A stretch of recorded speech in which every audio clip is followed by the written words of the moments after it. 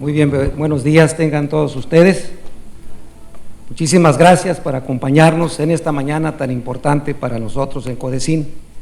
Y yo le platicaba al doctor Salvador Malo que muchos de los que aquí están han estado con nosotros en eventos anteriores, pero no quiero dejar pasar la oportunidad de poderme dirigir a ustedes para agradecer la presencia del profesor Gómez Monarre, secretario de Educación Media. Bienvenido, gracias por acompañarnos.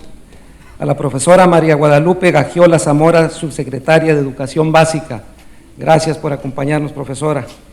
Y a Olga Ritz, subsecretaria de Vinculación Social. En el marco de la competitividad, la educación funge un elemento muy importante. Si queremos llevar a nuestro estado a los niveles de competitividad que queremos, tenemos que ponerle vital atención a la educación.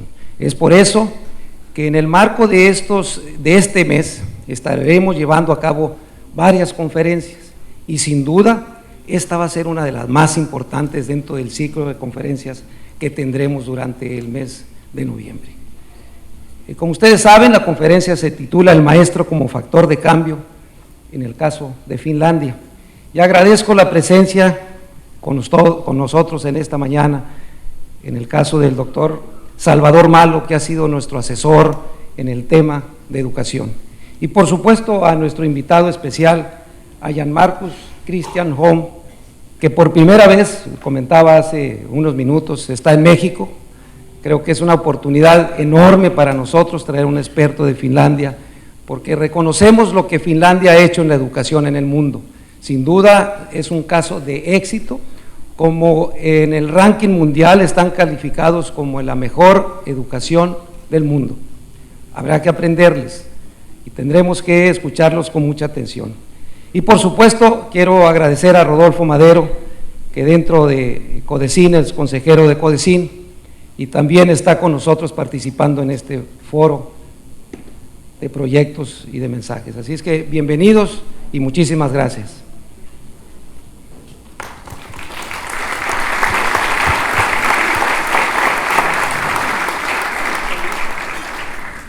Enseguida invitamos al ingeniero Rodolfo Madero Rodríguez, presidente del Comité de Educación de la Alianza por la Competitividad, quien dará su mensaje.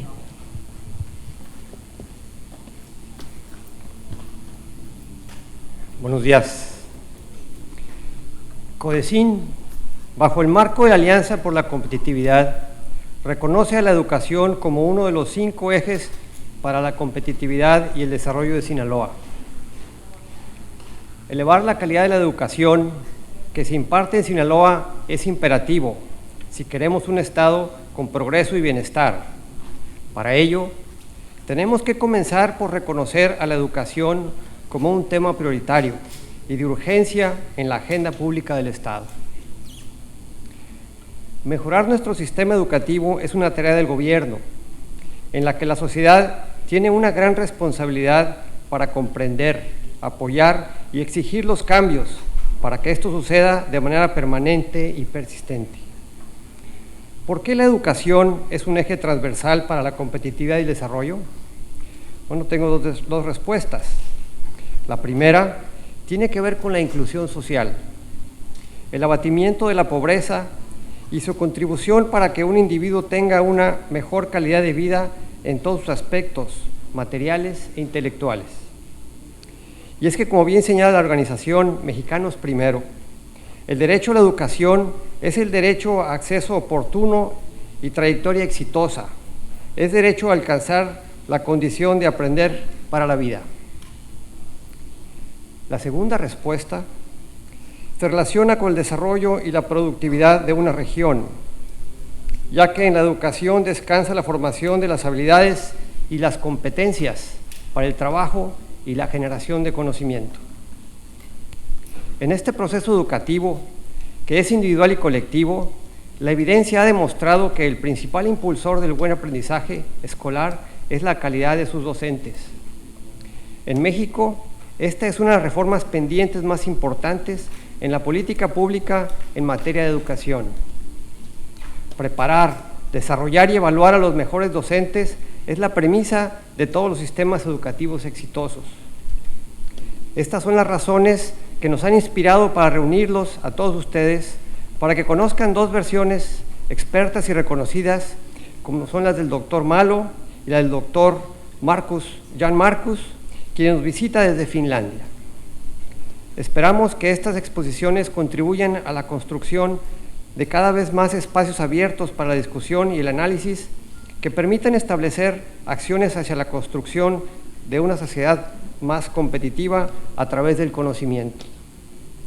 Al igual que en uno de sus más recientes reportes en educación de McKinsey, considero que hay muy pocas cosas tan importantes para el futuro bienestar en el mundo que la calidad de la educación de nuestros niños reciben.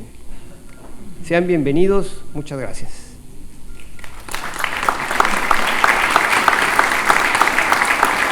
Iniciaremos con la participación del doctor Jan Markus Holm, quien es doctor en educación y capacitación, tiene gran experiencia profesional en dirección y gestión de instituciones educativas, ha trabajado como conferencista, profesor, director, rector de educación y capacitador por más de 10 años.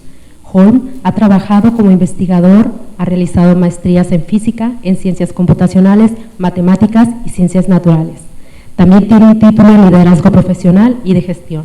Es director general de EduCluster Finlandia, una red de negocios y expertos para consultoría en educación e innovación que atiende a instituciones organizacionales públicas, privadas, así como el gobierno de Finlandia. Ha obtenido reconocimientos en comercio internacional como fundador, socio y presidente de la Junta en Mobile Tools International Ltd. Bienvenido, Mr. Holmes.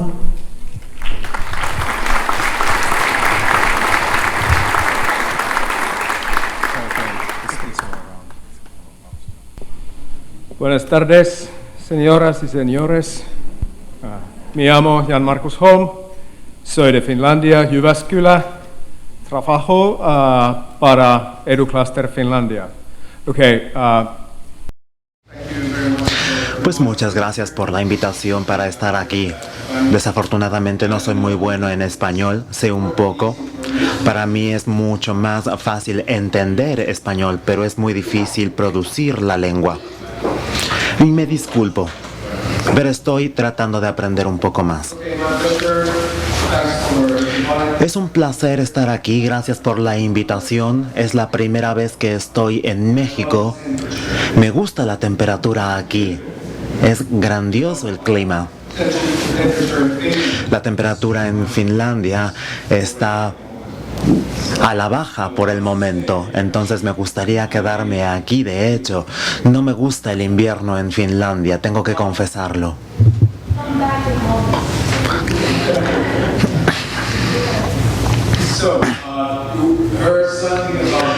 Ya han escuchado un poco acerca de mi experiencia. Me veo joven, como casi todos en Finlandia, pero ya estoy en los 50. Ya tengo bastante experiencia. He trabajado como rector, como director, director de capacitación y educación, profesor. Entonces sé que conozco un poco acerca del tema del día de hoy. Bueno, eso es lo que espero. Mi compañía pertenece a un grupo de universidades. En mi compañía tenemos diferentes antecedentes académicos. Sin embargo, estamos actuando como si fuésemos una compañía, especialmente a nivel internacional. Tenemos fundamentos muy fuertes en Finlandia.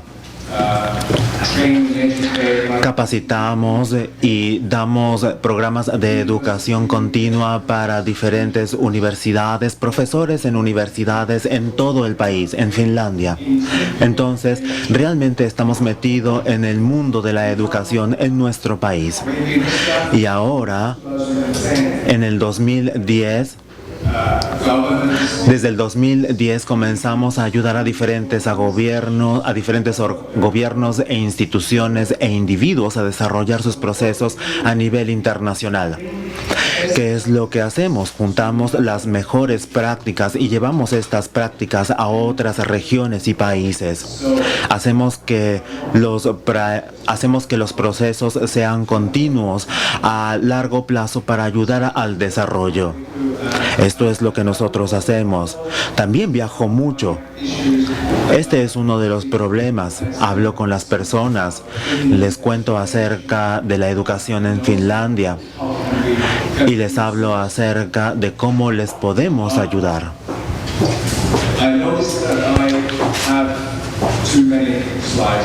Tengo demasiadas diapositivas en mi presentación.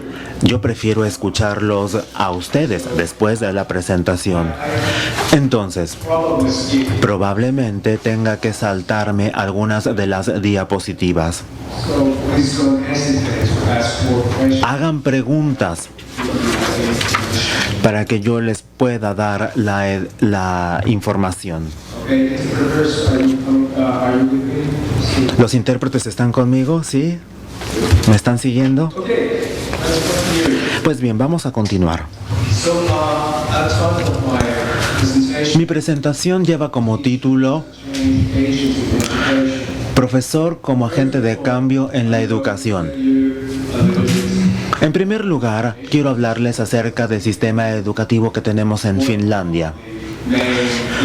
¿Cuáles son los principales puntos y beneficios en este sistema finlandés? ¿Y por qué somos tan populares a nivel internacional entre los países de la OCDE? Primero que nada, necesito decirles que los finlandeses son muy humildes. Nosotros participamos en el estudio de PISA y no teníamos ninguna expectativa en realidad. Para nosotros fue algo normal. Después vimos los resultados de la encuesta, muy buenos. Fue muy bueno ver los resultados. También tengo que decirles que tenemos muchas ventajas en nuestro sistema, ventajas que señalaré en la presentación.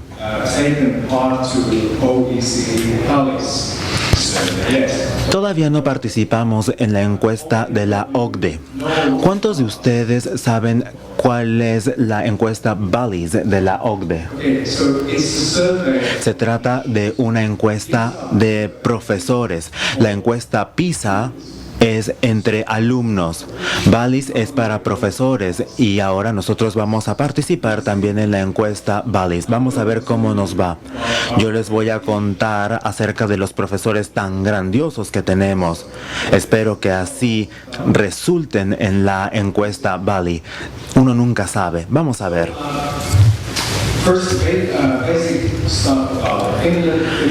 Entonces, primero hablaremos acerca del sistema educativo finlandés y después hablaremos un poco acerca de la organización educativa y de aprendizaje.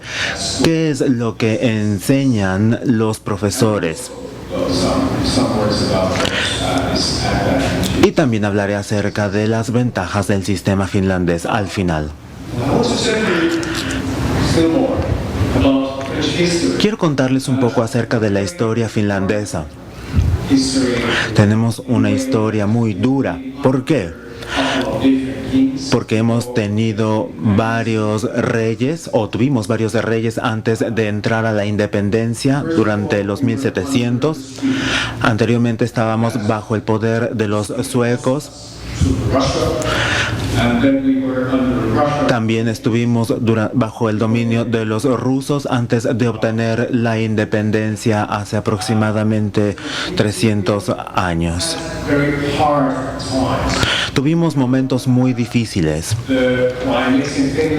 El clima en Finlandia, como ya lo he mencionado, es muy frío. Tenemos los bosques, los lagos, áreas en donde no hay personas. Sin embargo, estamos sobreviviendo después de la Segunda Guerra Mundial. Sin embargo, comenzamos con un gran desarrollo, Éramos perdedores en el mundo. Digamos que estábamos en el lado equivocado, y no estoy hablando mal de los pobres, por supuesto. Nosotros tuvimos que pagar mucho a los ganadores. Tuvimos que desarrollar toda la sociedad de forma completa. La manufactura, la educación, todo. Todo esto creció rápidamente. Yo diría que este es uno de los antecedentes más importantes en nuestra historia en lo que se refiere a educación. Los profesores en Finlandia tienen mucho respeto. A lo largo de toda la historia, el profesor es una de las pocas personas en las pequeñas aldeas que contaba con educación. Además de los doctores, los abogados, algunas otras personas que tenían cierta educación, pero el profesor básicamente tenía una educación más pronunciada en las grandes ciudades, en las universidades de educación superior.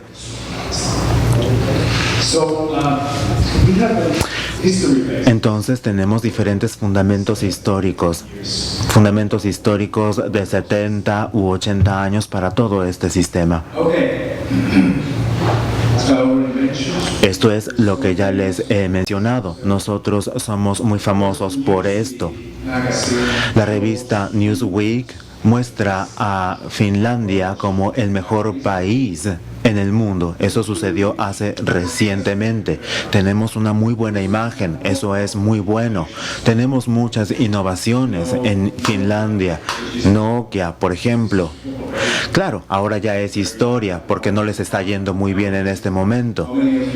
Pero, ¿cuántos de ustedes conocen Angry Birds? También vienen de Finlandia.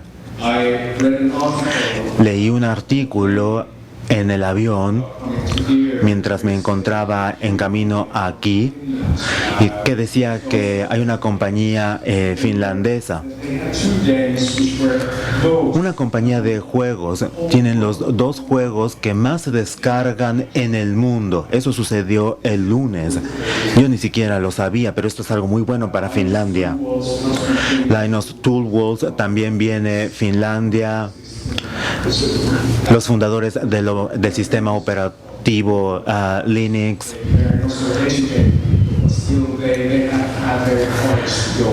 Son personas que han tenido el valor de seguir adelante, de cumplir sus objetivos. Somos una nación pequeña, 5.5 millones de personas en Finlandia. En la Ciudad de México tienen, creo, 4 veces más la población de Finlandia. Pero necesitamos competir como país pequeño que somos. ¿Pero qué hay por detrás? La educación, nuestro sistema educativo. Nuestro sistema es muy respetado. Todo mundo depende del sistema educativo, que es consistente, igualitario, etc. De forma muy resumida, quiero mostrarles las palabras claves del sistema educativo finlandés: la egalidad, la eficiencia. No, calidad. No sé si es la diapositiva adecuada. Creo que le falta algo ahí. Y también su carácter internacional. Como ya lo mencioné, se considera que la educación es un factor clave de la competitividad futura, de la seguridad y de la prosperidad del país. Ahora, algunas palabras acerca de los rasgos generales del sistema educativo en Finlandia.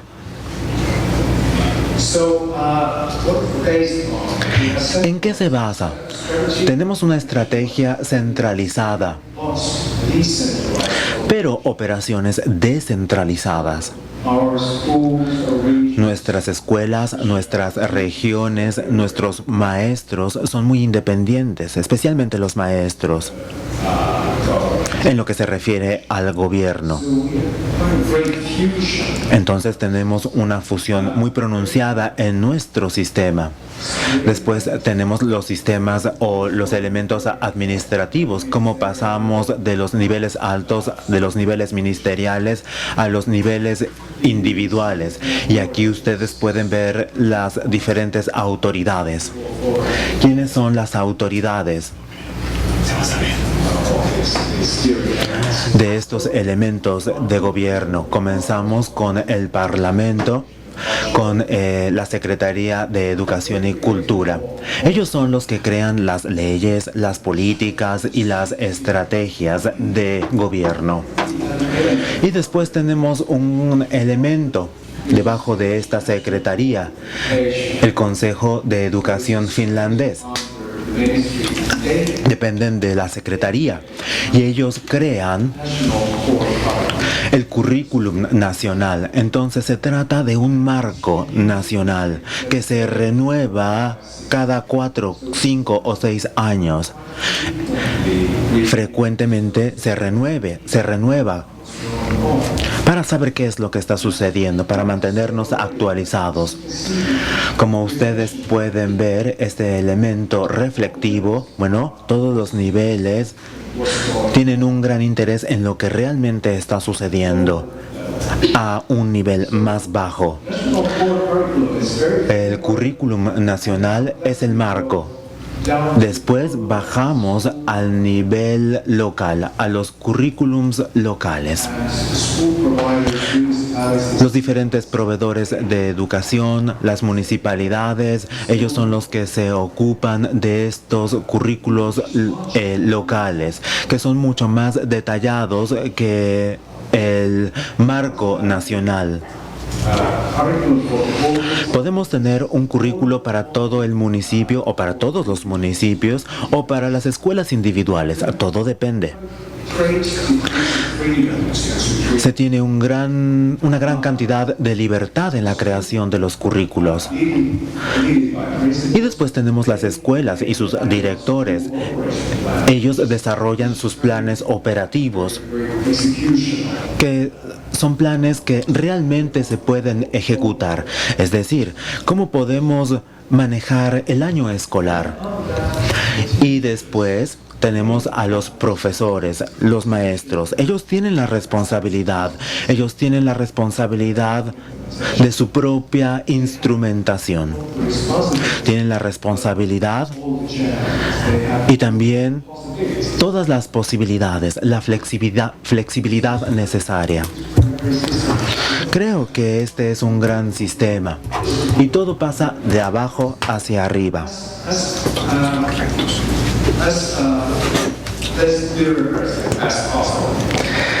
Con la menos burocracia posible.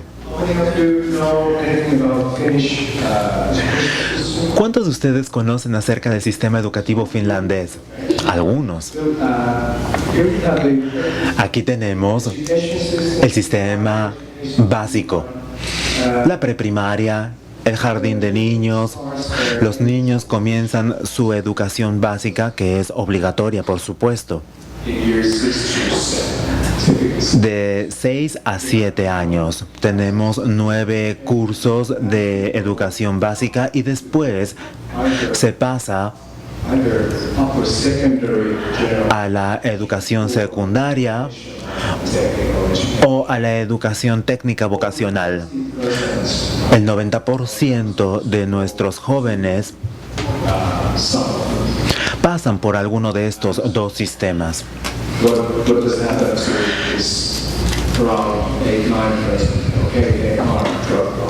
Y por supuesto, hay diferentes desertores. También hay un índice de deserción en Finlandia. No todo es color de rosa. Por supuesto, también necesitamos trabajar en este sentido. Siempre tratamos de volver a atraer a estos desertores. Tratamos de hacer algo. Y después, algo más. Algo más acerca de la educación secundaria. Actualmente es posible combinar estos sistemas educativos, realizarlos de forma conjunta como educación secundaria. Más y más jóvenes aprovechan este nuevo sistema.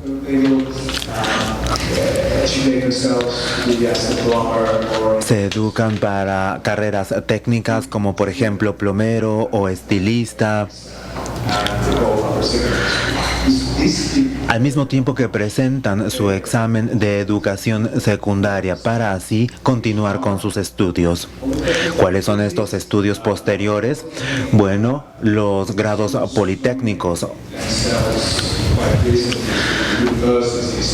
Son las universidades de las ciencias aplicadas. Anteriormente se conocían como politécnicos, ahora universidades de ciencias aplicadas.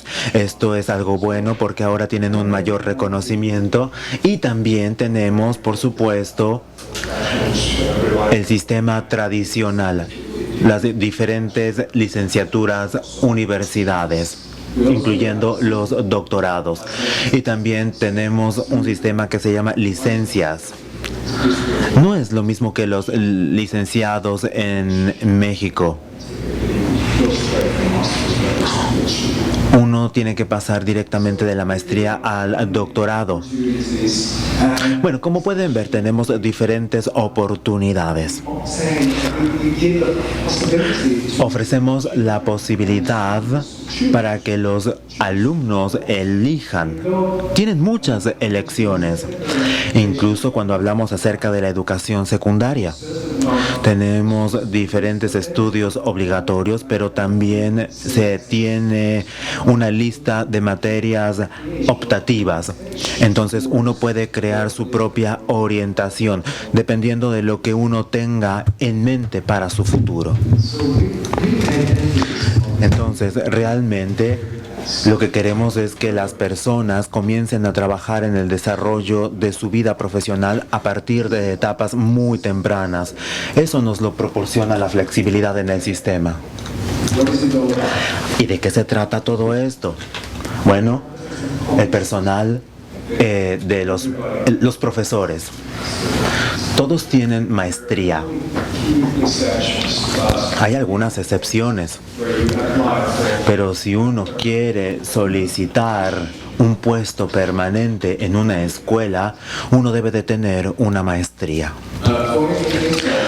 Por ejemplo, yo estoy en ciencias naturales, me enfoco en física y yo también tengo una licenciatura en enseñanza.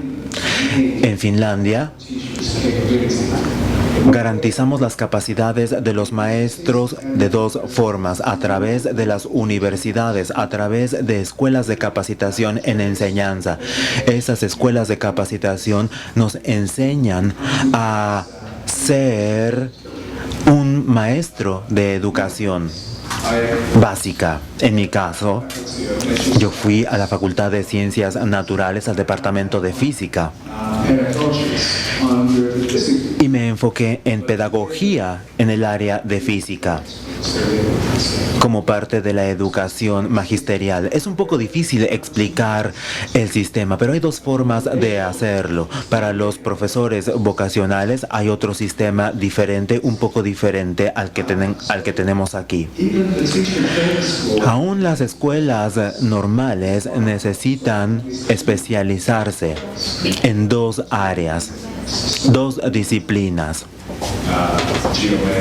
Puede ser geometría, matemática, música, educación física. La selección es bastante amplia.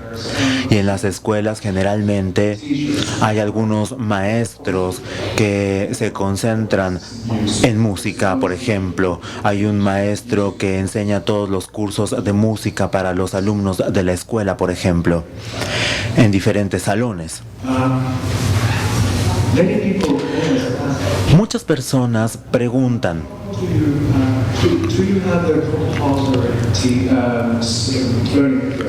¿tienen periodos de aprendizaje obligatorios para los maestros? No, no es algo obligatorio, no es obligatorio pasar por este proceso educativo, pero todos los maestros pasan por el proceso, aun cuando no sea obligatorio.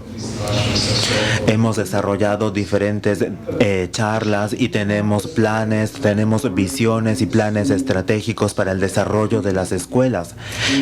Entonces, todos los elementos necesitan estar en contacto. ¿Cómo es que este maestro puede desarrollarse y este desarrollo cómo va a beneficiar a la escuela? Se trata de un paquete conjunto.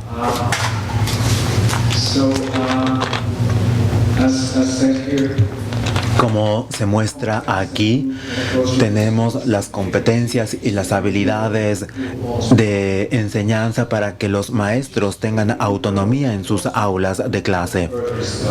Los profesores quieren tomar cursos adicionales. Hay muchos programas de desarrollo, como yo me imagino que ustedes tienen aquí también. Entonces, los maestros participan en Finlandia en dichos proyectos que reciben ayudas económicas de diferentes organizaciones, incluso internacionales, para enfocarse en esos proyectos y educarse.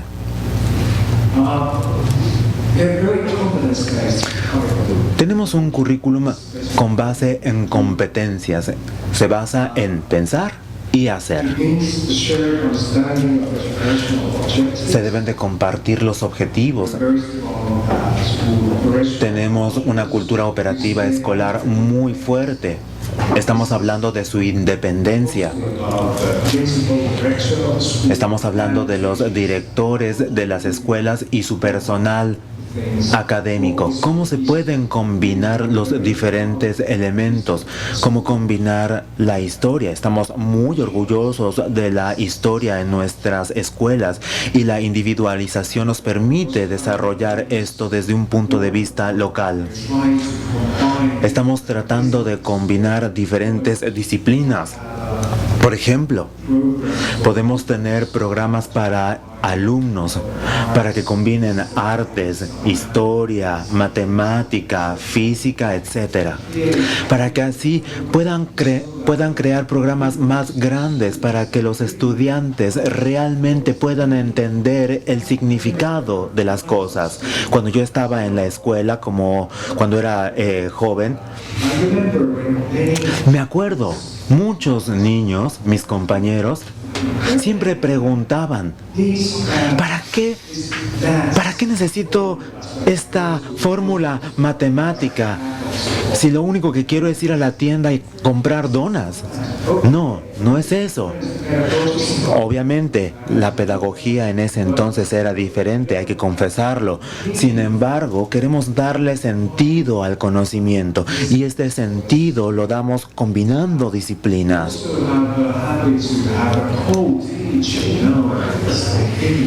Y en Finlandia tenemos un sistema de coeducación. Los alumnos reúnen a diferentes grupos para tener un proceso coeducativo.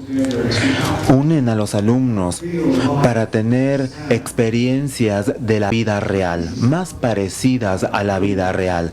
Y esto es algo que necesito enfatizar. Esto es algo relativamente nuevo en Finlandia también, y yo considero que podría ser algo exitoso, que se podría aplicar en otras partes del mundo. Y aquí hay que hablar acerca del aprendizaje individualizado. Actualmente, los alumnos con capacidades diferentes no se ponen en clases diferentes.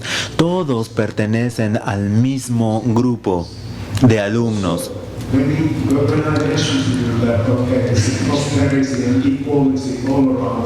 En Finlandia tenemos prosperidad e igualdad, pero ¿qué hacemos con los que son más inteligentes? muchos países enfatizan este punto. No les preocupan los estudiantes que no son muy inteligentes, que son burros. Ellos quieren concentrarse en los alumnos más inteligentes y energéticos. Así no sucede en Finlandia. Obviamente, hay algunas áreas, no sé, podemos ayudar a esos estudiantes y lo hacemos de forma suficiente, pero ayudamos a todos al mismo tiempo. Y ese es el factor clave de los resultados que tenemos actualmente. Estamos utilizando una cantidad mínima de horas de estudio en Finlandia. Aun cuando tuviéramos una cantidad mínima, aún tendríamos una muy buena educación. Nos concentramos en el cómo, no en el cuánto. El profesor necesita trabajar más todos los días. Los tiempos han cambiado en Finlandia. El respeto hacia los maestros no es el mismo que teníamos cuando yo era un estudiante. Respetábamos mucho al profesor. Actualmente, incluso se utilizan algunas palabras que no se deberían de utilizar en el salón de clases, y estas palabras en contra de adultos. Hay que entender que el profesor necesita enfocarse cada vez más en los individuos, y eso es lo que hacen. Si tuvieran una habilidad o esta habilidad en lingüística o en alguna otra área,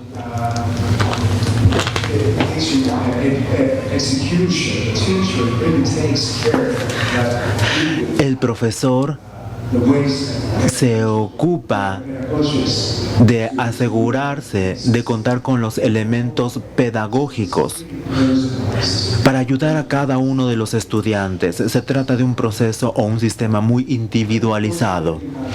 Y por supuesto, después tenemos el currículum específico para el sujeto. Nos vamos a los detalles.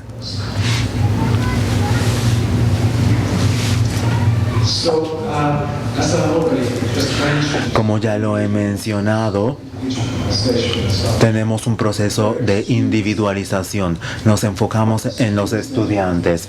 Tenemos un sistema de aprendizaje enfocado en los alumnos. Se basa en prácticas educativas socioconstructivas. Y tenemos un buen entendimiento de esto. ¿Cuánto tiempo me queda? ¿Un par de minutos?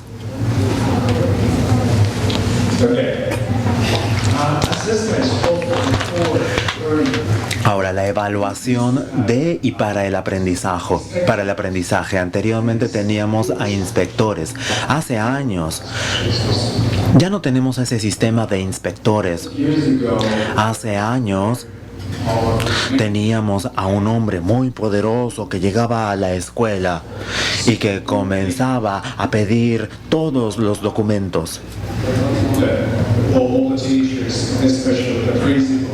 Los documentos de los maestros y del director. Y el director le tenía miedo a esta persona que decía: muéstrame todos los documentos. Pero ya no ha funcionado así durante décadas. Nosotros no tenemos ese tipo de evaluación en este momento. Nuestro objetivo, no hablamos acerca de evaluación. También tenemos el consejo evaluativo, que es independiente de la Secretaría de Educación. La evaluación se realiza a nivel escuela, a nivel profesor. Entonces, es el profesor quien realiza la evaluación. El objetivo de la evaluación es proporcionar información para apoyar a los alumnos y a las escuelas para un mayor desarrollo. El sistema de inspectores era solamente para el sistema, no producía nada nuevo, algo que se pudiera aplicar en la práctica para el futuro. No. El sistema de inspectores no tenía ningún sentido. Y tengo que decir que no nos comparamos, o no estoy comparando este sistema con el sistema de otro país. Estamos simplemente diciendo que los sistemas en los países son diferentes. Y después tenemos el sistema de clasificación nacional y los sistemas centralizados. La evaluación del desempeño centralizado de los maestros ya no existe. Obviamente evaluamos diferentes aspectos, pero son elementos que ayudan a desarrollar el trabajo del profesor y de la escuela con el propósito de crear mejores estudiantes para la sociedad y para la fuerza laboral. Ahora, la cultura operativa de las escuelas para la instrumentación de políticas. Ya he hablado acerca de la cultura operativa, que es muy independiente. Hay muchas buenas historias de éxito en este sentido, pero esta es la plataforma en donde se combinan todos los principios, los valores, las características, los códigos de conducta, el ambiente de aprendizaje. Actualmente nos estamos enfocando mucho en el ambiente de aprendizaje.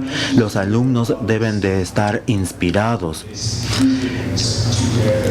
Hablábamos acerca de la coeducación. Esto se relaciona mucho con el ambiente educativo. Aun cuando tenemos diferentes elementos informáticos para que los alumnos trabajen, bueno, y todo depende de la edad, y cooperación interna y externa. Actualmente, los profesores están vinculados con la economía y con la industria. Los alumnos van con los profesores a diferentes empresas y compañías, o las compañías vienen a las escuelas para hablar acerca de la vida laboral. Porque en algún momento los alumnos van a tener que trabajar en alguno de estos lugares. Bueno, eso es lo que esperamos. Las relaciones interactivas, sí, un aspecto crucial. La cooperación educativa a nivel hogar. No sé si tengan un sistema parecido aquí.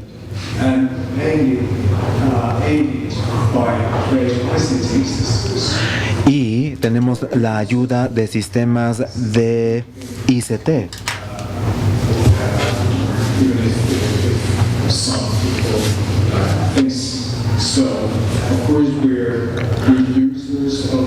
Nosotros tenemos un buen uso del sistema, pero tenemos diferentes sistemas en donde los hogares juegan un papel importante para dar seguimiento a los logros de los estudiantes. Los alumnos pueden introducir o capturar los mensajes que quieren enviar a los padres a través de estos sistemas ICT. Yo tengo 2 hijos y yo utilizo este sistema ICT todo el tiempo, un sistema de comunicación con los hogares, porque es muy bueno saber qué es lo que está sucediendo en la escuela. De hecho, después de esta reunión voy a entrar al sistema para ver cómo van mis hijos en la escuela.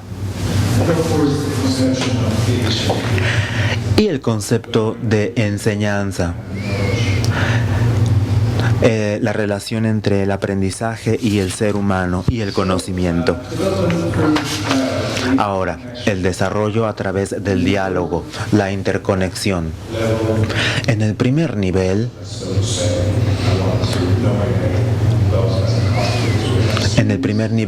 tenemos a los clientes, las comunidades, las escuelas. Y la relación entre la comunidad y escuela es un factor importante.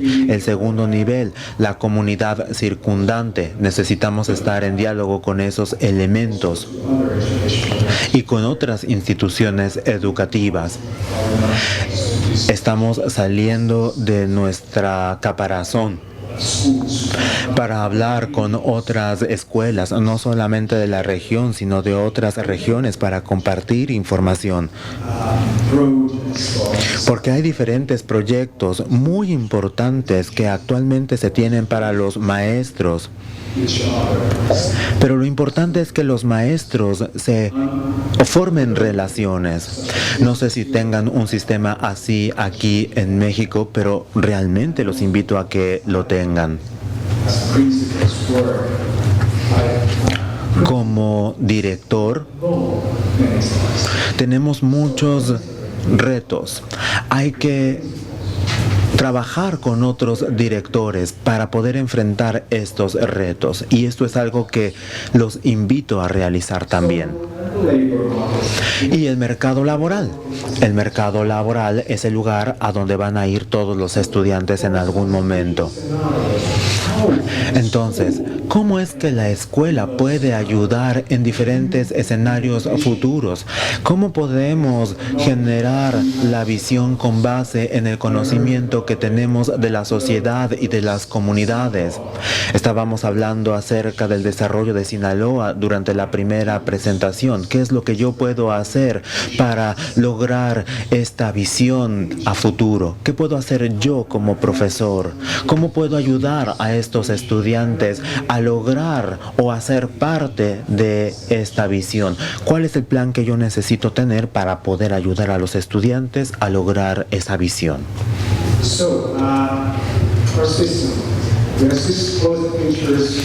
Nuestro sistema. Tenemos diferentes características. Lo que necesitamos es juntar estas características y ponerlas, como por ejemplo la flexibilidad del sistema, el compromiso de los maestros, las competencias, un entendimiento compartido, la evaluación y el desarrollo continuo a través de los programas de alcance a nivel comunitario. Creo que ya me pasé del tiempo. Creo que necesito detenerme, porque hay una gran cantidad de material en mi presentación. Siempre incluyo mucha información, demasiada información para los pocos minutos que tengo, pero tengo que decirles lo siguiente. Estábamos diciendo que este material lo voy a dejar para que ustedes lo tengan. Entonces, si ustedes tienen algún sistema para compartir una lista de participantes con los correos electrónicos, bueno, no sé cuál sistema, pero yo les voy a dejar el material. Tenemos muchas más diapositivas, pero si les parece bien, a los organizadores me gustaría responder sus preguntas. No quiero estar aquí hablando todo el día. No sé cuáles sean sus intereses principales.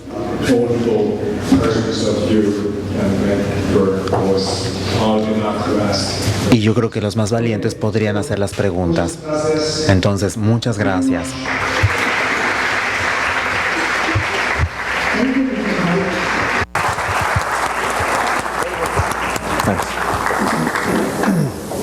Yo quisiera empezar con una, mientras tanto, o ya hay una. A ver, por favor. Pues sí, claro. Me da mucho gusto que haya venido con nosotros a compartir esta plática, y creo que nuestras escuelas primaria, secundaria y preparatoria están llegando a un cambiar. Ya no estén centrados en los maestros, sino estudiantes. En la Universidad Autónoma que tenemos aquí es como lo estamos haciendo. Cuando hablaba usted de estos sistemas en general, ¿habla usted en general de los sistemas en Finlandia? Perdón, pero no escuché la primera parte de su pregunta porque no había micrófono, pero creo que todo lo que he hablado se refiere básicamente a todo el sistema escolar en Finlandia. Aquí, cuando entra la soberanía, solamente cuando va al nivel universitario, la autonomía, digamos, que ahí es muy semejante a los estándares normales de la educación universitaria.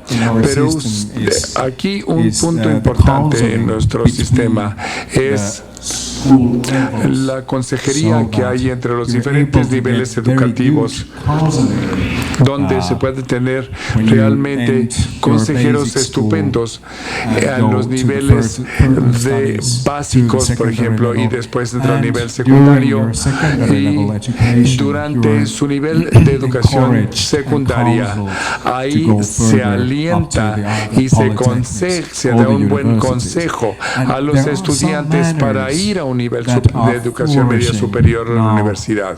Hay varios niveles actualmente que están en los politécnicos y las universidades académicas cuando se trata de quiénes son los asesores o consejeros de los estudiantes. Tengo dos preguntas, una en inglés y otra en español. I have two questions for you, one in English and one in Spanish. I will read the first one in Spanish. ¿Podría sugerir un par de idiomas de inglés y de francés porque somos maestros en Finlandia? I think so, yes. Yeah, of course. Of course, you are more than welcome. Sí, con mucho gusto los daremos la bienvenida a Finlandia. Y una de las ideas de DoCluster en Finlandia es también el idioma. Estamos acreditados por el Ministerio de Educación y Cultura. Tenemos también mucha parte de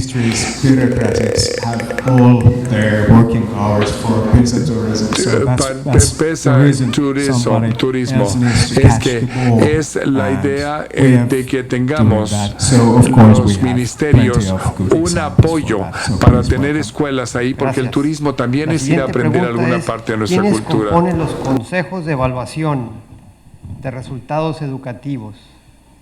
Councils for educational. The council for evaluating results. Who are the members of those councils? Oh, yeah, that's a good question. Esa es una buena pregunta. Nosotros cooperamos con esos consejos y con sus gentes porque cuando operamos internacionalmente hacemos el diagnóstico de los sistemas en la actualidad y cuáles son las sugerencias para el desarrollo futuro mediante el secretariado de estos consejos. La junta directiva de estos consejos está conformado por 20 personas que vienen de todas las diferentes áreas, de los diferentes ministerios, de las industrias, de diferentes organizaciones de desarrollo.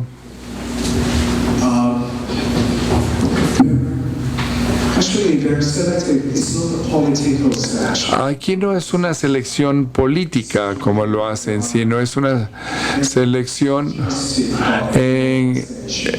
que viene más bien de sugerencias de las diferentes organizaciones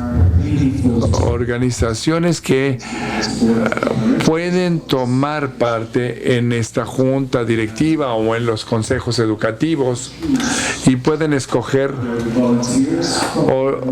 voluntarios de su organización, o bien pueden seleccionar en diferentes formas, o quizás haya voluntarios que quieran entrar a esos consejos, pero es una de las normativas más importantes que podemos encontrar, y ahí es uno de los grandes respetos que se tiene cuando la gente quiere entrar a este consejo. Por favor, ampliar actividades conflictivas que realizan en las escuelas los maestros. You know, in the first place, at schools in Finland. Todos los estudiantes de entrada en México son intocables, en Finlandia son intocables, es parte de la ley. Creo que actualmente el maestro, el docente en muchos países necesita habilidades verbales extremas. A ver, déjame ver cómo lo digo. Cómo motivar cuando un estudiante está en mal humor, está haciendo las cosas mal. Por ejemplo, tenemos clases en que hay alguien hay un gran desorden y tienen que sacarlos de la clase al alumno o alumna que está saliendo mal. Tenemos ciertos grupos separados en que este tipo de estudiantes puede ir y continuar sus estudios en un grupo más pequeño,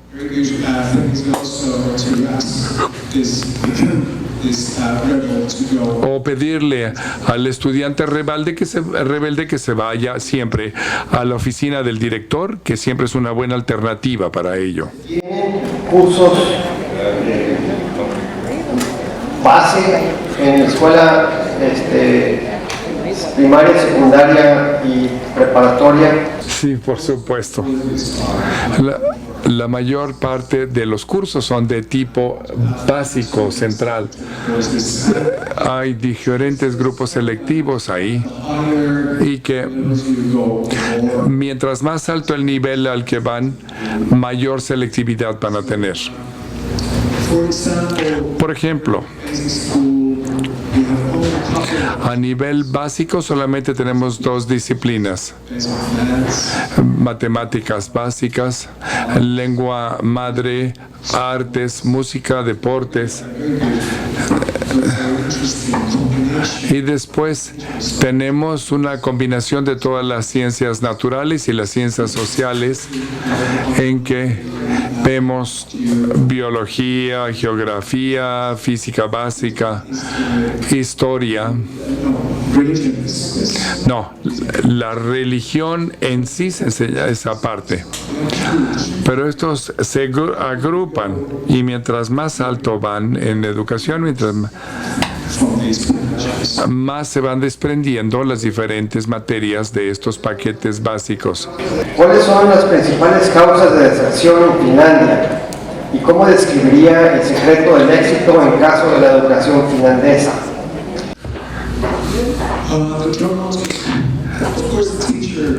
En cuanto a la deserción, a veces el maestro tiene que actuar como mamá o papá, pero la deserción se convierte en un elemento social también, y las escuelas hacen todo lo posible para evitar la deserción, como lo haría en un padre o una madre en malas familias. Por supuesto, es un tema muy difícil y todos los países en el mundo lo enfrentan. No tengo ninguna otra respuesta más que decir. Tenemos muy buena asistencia. Tenemos un grupo multiprofesional en las escuelas que consiste de diferentes profesionales expertos en sus campos. Por supuesto, el director de la escuela es quien que lo lleva. Hay consejeros, hay enfermeras, hay médicos en la escuela, curadores. Y del lado también de los sociales, del sector social, conformamos un grupo multidisciplinario que maneja todos los casos problemáticos en la escuela, de tal modo de que se obtiene mucha información primero sobre la situación social de la familia. También tenemos legisladores que les permite que no nos permite hablar de ciertas cosas, pero tratamos de compartir información que es crucial para estas personas, estos alumnos en particular. Este es el sistema que nos ha ayudado a nosotros muchísimos y evitar la deserción en las escuelas.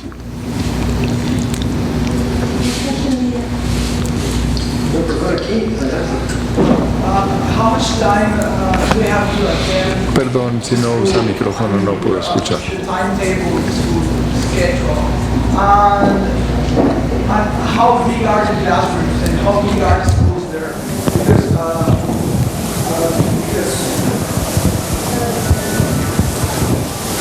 Right here we have a huge school, thousands of pupils in one school. Lo que tratamos de hacer siempre es mantener en nuestras actas que tratamos de tener alrededor de un número determinado de estudiantes, pueden ser 25. Puede haber salones más chicos, salones más grandes, pero, por ejemplo, la economía en toda la Unión Europea es muy difícil, inclusive en Finlandia también tenemos esos problemas. Pero todo esto depende de los municipios, porque la independencia dentro de los municipios les permite obtener cierta cantidad de dinero para poder tener un número determinado de estudiantes en sus clases. O sea, si no tienes suficiente dinero para un nivel, tienes que tomar una decisión. ¿Cuántos estudiantes puedes tener por salón? Y aquí, en los peores casos, a veces puede haber hasta 35. Mientras más bajo el nivel, más pequeño el grupo. A medida que vamos subiendo, digamos de séptimo a noveno, donde tenemos ciertos aspectos disciplinarios ahí, especialmente en el nivel de educación media superior en los últimos años, ahí sí puede haber grupos hasta de 40. ¿Cuántas horas al día trabajan? Para los muy chiquitos,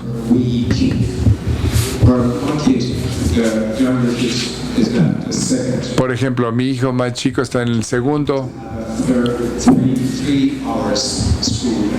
Tiene 3 horas al día.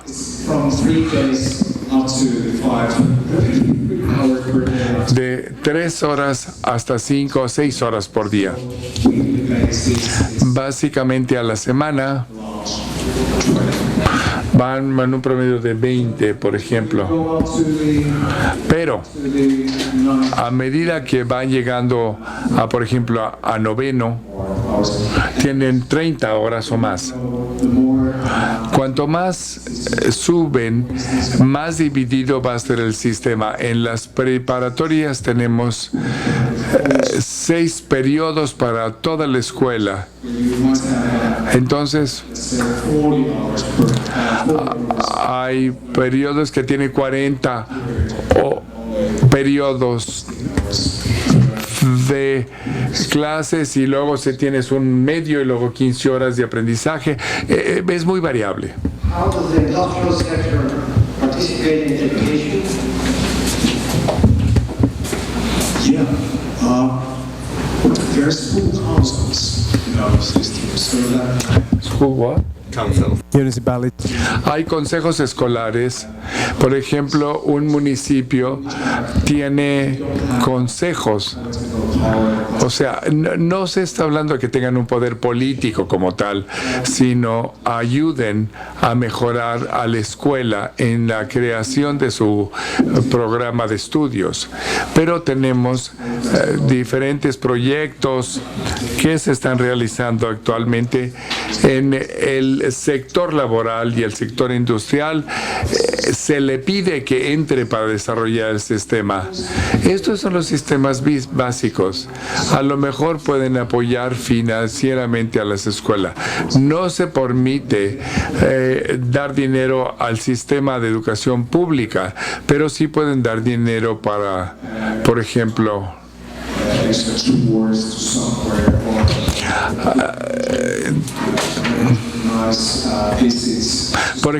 en que vayan visitas especializadas a sus lugares y a ver, hacer investigación.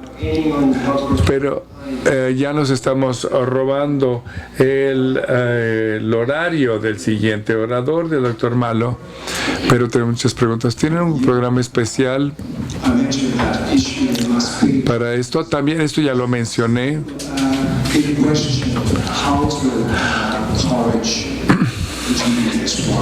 Hay, por ejemplo, lo que preguntábamos es cómo hacer que los estudiantes sobresalientes, los genios, puedan tener un mejor programa para hacer que estos alumnos pues, se les pueda poner más énfasis en su aprendizaje.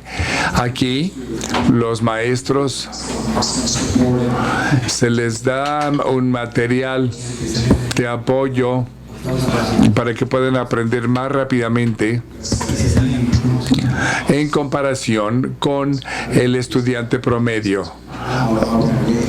Estos normalmente los casos en que nosotros apoyamos a los sobresalientes, a los genios. También tenemos escuelas que tienen clases separadas para la gente muy talentosa. Por ejemplo, si eres muy talentoso en la música o en matemáticas, en las escuelas hay diferentes niveles para estas personas, estos alumnos geniales.